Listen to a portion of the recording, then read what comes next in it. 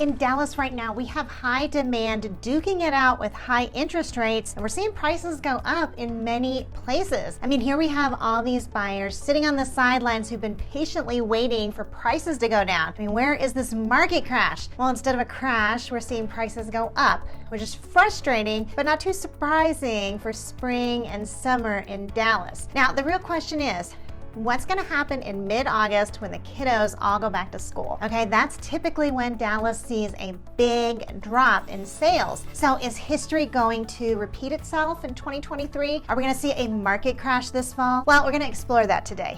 But we're not going to stop there because, as of the time of this recording, school hasn't even let out yet, much less started back up. Most of you don't have the luxury of waiting until the fall to move. That's exactly why demand is high in the spring and summer. So for you, even if prices do go down in the fall, it doesn't really help you right now. So today we're going to explore fall housing market predictions, and we're going to see if we're going to get some relief then. But we're also going to talk about 4 ways you can get great deals right now, even in the midst of a strong market. We at home in Dallas want to see you succeed in the Dallas housing market, whether it's a strong market or even a potentially falling one. Well, hello, this is Wendy Pinnell, and I think the real estate community has sort of been collectively holding its breath to see how seasonal demand would hold up against 6% interest rates. So then what are we seeing? Well, let's check in, okay? In March, the Denton County average sales price went from $513,000 to $528,000 for right around a 2.8% increase. In Collin County, it went from $552,000 to $570,000, so we're talking about a 3% increase. In Dallas County, the average sales price went from $485,000 to $473,000 for a 2.4% decline. Rockwall County saw a similar drop from $488,000 to $480,000 for a 1.6% drop. Tarrant County was positively boring, with the average sales price going from $404,000 to $403,000, and Ellis County saw the most surprising action of all, leaping from $388,000 to $432,000 for a 10% increase in 1 month. For the housing crash camp, this is really not what they're wanting to see, okay? We had our hearts set on a pronounced adjustment that would bring Dallas more in line with affordability, right? But essentially, we have, seasonality, seasonal demand pulling ahead right now. But the real question, again, and the one I want to explore, is what can we expect in the fall? Because seasonally, we always see huge leaps in the spring, and summer, and then we see a sizable drop in the fall. So in a year where we're seeing nominal gains in the spring, is that going to amount to a massive crash in the fall? Kind of reminiscent of what we saw last fall? Well, honestly, the answer lies with interest rate movement, okay? If interest rates stay exactly where they are throughout 2023, okay, we're talking about a straight line, no variable, okay? Then seasonality is going to do what seasonality always does, okay? In the fall, we will see a price drop. And the drop may be sizable too, because we're at 6.5% interest, right? I mean, it certainly was last year. But what if interest rates go down? Okay, what if they, are a variable and not a constant? We've explored in past videos the incredible impact interest rates have on both affordability and demand. If you want to lower your mortgage payment on a $300,000 house, you'll get the exact same results by either lowering interest rates by 1% or lowering home prices by 11%. When we're trying to decide where prices go from here, the answer lies with where interest rates go from here. Erica Giovannetti doesn't exactly throw out the crystal ball for us on this one, okay? She says mortgage interest rates aren't expected to dip below 6% until the second half of the year. Okay, well, the second half of the year is a pretty big time frame, okay? So that's not hugely helpful. Now, thankfully, she narrows it down further in her article by checking in with the experts, okay? So what do the experts have to say? Well, Fannie Mae predicts rates to be 6% in the second quarter, declining to 5.7% by year end. Okay, that's not really helpful either. Okay, how about the Mortgage Bankers Association? Okay, well, they predict rates to hover around 6.1% before dipping below 6% in late summer and fall, okay? Ultimately, they expect rates to fall an entire point to 5.3% by year end. Now remember, if rates are roughly 6.3% right now and they drop to 5.3% by the end of the year, okay, from an affordability standpoint, that's the same as if prices had dropped by 11%. So in other words, prices wouldn't need to drop 11%. Now, why is the MBA predicting such a steep drop in rates? Well, part of it is their expectation that the economy is headed into a recession. But also, Giovannetti reports that another driver is the large spread between the 10-year Treasury bond and the 30-year fixed mortgage rate, okay? So while that spread is historically around 1.8 percentage points, it's currently closer to 3 full points. Now, how about the National Association of Realtors? Well, Lawrence Yun says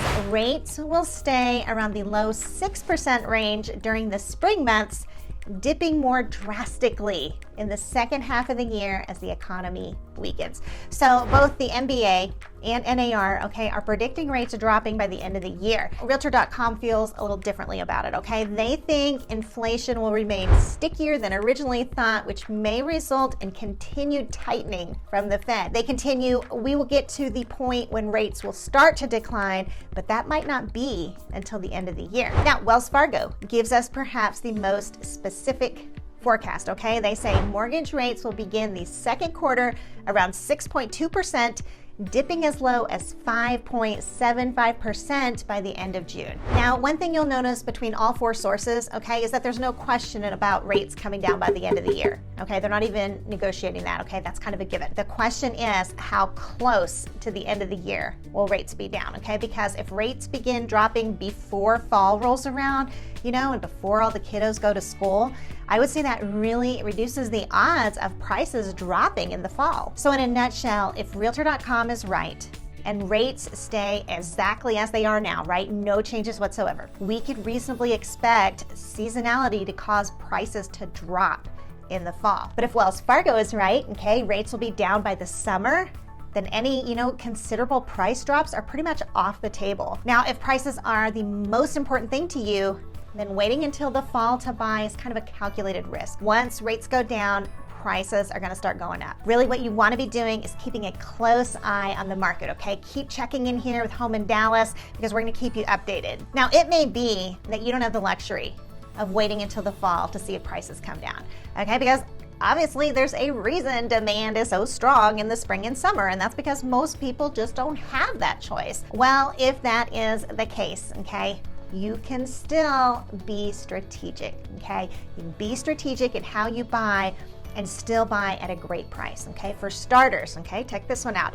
Did you know homes that have been on the market for over 60 days in Plano are selling for as low as 80% of their list price? The same is true in Prosper, where homes have sold for as low as 85% of their list price. Or how about this one? How about Arlington, where homes have sold as low as an astonishing 63% of their list price? Well, I told you I was going to tell you 4 ways you can get a fantastic deal even in a strong market, and this speaks of our first one, okay? The motivated homeowner. This type of motivated seller comes in all shapes and sizes, all of which could spell opportunity for you. What you want to look for here are homes with long days on the market, okay? The listing description may even give it away, okay? It may say, seller is motivated. There could be any number of reasons the seller's motivated, okay? But what really matters to you is that they are motivated, okay? Now, something you want to be aware of is just because they're motivated doesn't necessarily mean it's a good deal for you. One thing we're probably going to begin running into is underwater homeowners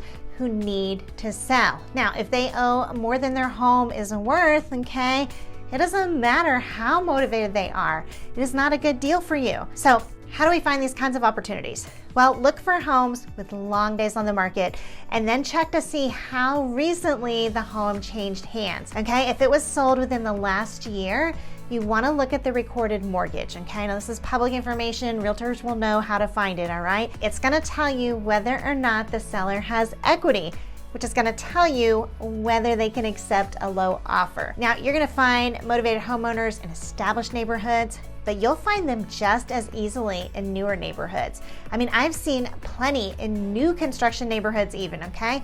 Just for whatever reason, they need to sell their home and it hasn't sold. Now, when submitting an offer to a motivated homeowner. You need to be alert to the fact that this is personal to them, okay? This is their home.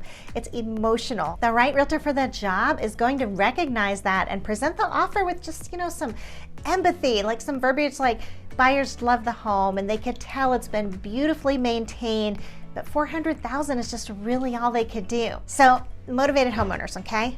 Look for long days on the market and be aware that their decision could be emotional. The second opportunity you want to be on the lookout for are iBuyers, okay? I'm talking about flipping companies like Opendoor, Redfin, Zillow, okay, that kind of thing. In a nutshell, iBuyers are companies that use artificial intelligence to help it price and buy thousands of homes that they aim to profit by selling them again within a few months.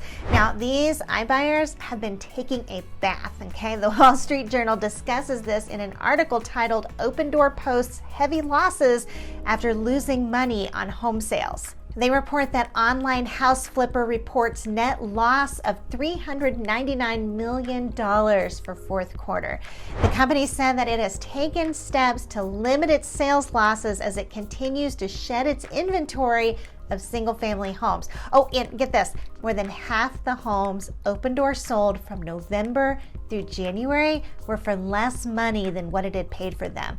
So these iBuyers are reporting massive losses, okay? But even in spite of that, they still haven't changed their selling model, okay? So what you always see with these listings is that they're ridiculously overpriced when they first hit the market, okay? And then they sit and they sit, and then finally, they'll start coming down on price, like incrementally, okay? So these homes sit on the market a long time, and what you want is to submit your low offer right before they're about to come down on price, okay? Not right after. Keep in mind, for these sellers, this isn't personal. It's corporate, it's a business decision, okay? They follow a specific timeline of when they'll reduce their prices, and by being strategic, you can get a great deal. Your third opportunity is in the form of minor fixer-uppers.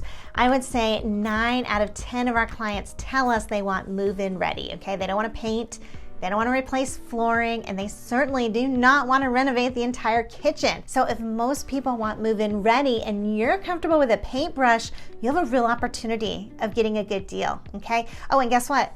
It's not like you even have to be the one doing the painting, okay? We at Home in Dallas, we have a whole list of contractors we can recommend who can do everything from painting to replacing the flooring. So buy a fixer-upper and then have new flooring put in before you even move in. Okay, it just takes, a little thinking outside the box and you get a much better price. Did you know a lot of times you can even get a seller to give you a repair allowance and still get a lower price? I'm telling you, most buyers don't want to deal with a fixer-upper. If you can be flexible with this, you can get a much better price. Your fourth opportunity relates more to new construction, okay? Can you be flexible with how your home faces the street? Okay, many people have strong positions on where their home faces. And there are a variety of reasons of this, both cultural, as well as practical. Okay, do you want the heat of the sun beating down into your backyard and living room? Or would you rather have it shaded by the time the kiddos get home from school? Okay, the direction a home faces is really important to a lot of buyers. It's very common for a builder to have a hard time selling lots that face a certain direction. I mean, I have negotiated massive discounts for buyers in the past by using this as a strategy. Now, speaking of which, negotiation is a huge part of what we do for our buyers here at Home in Dallas, okay? We evaluate every home, every situation, and then we use strategy to negotiate the best possible price we can get, okay? So if you like the idea, of somebody that, really goes to bat for you like that, you definitely want to check out our Let's Find Home questionnaire so we can get to work for you. But ultimately, okay, if you don't care which direction your home faces, okay, you have just found an unexpected way to get a fantastic deal. Now, it may be that you're the king of out-of-the-box thinking, and the suggestions I've made here are just, mere child's play. Well, if that's the case, foreclosures may be more up your alley, in which case you can learn all about them by watching this video here. In the meantime, Wendy out.